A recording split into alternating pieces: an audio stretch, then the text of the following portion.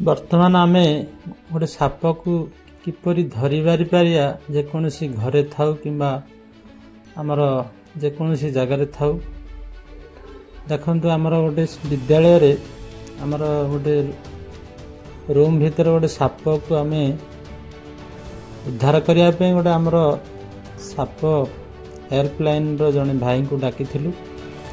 भाई देखंतु तांकर साप धरिया पे गोटे चिमुटा आनी ता सहित पाखरे तांकर गोटे पाइप जो पाइप रे कि सापटी को नेबा पे गोटे स्थान रो आ गोटे स्थान से पाइप भीतर को सापटी को जीवा पे चेष्टा करछंती बारंबार तथापि सापटी पाइप भीतर को जाऊ नाही। एई भली बारंबार चेष्टा करिबा द्वारा सापटी जीव बोली तांकर आशा अछि। आउ एई समय रे मध्य चिमुटारो मध्य सापटी खसी जीवार भी संभावना थाउछि।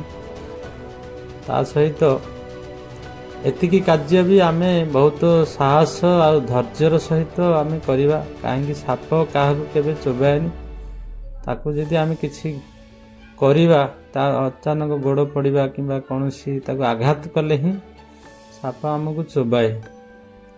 तेणु ये हूँ आमर साप धरिबार कौशल ताकू आमे जदि धैर्यर सहित सेति रखिबा। भाई आमर बहुत समय दे लगे पर सापटी को से पाइप भीतर को छाड़ी जहाँकि बहुत चेष्टा पर से पाइप भीतर को सापटी जाइथिला।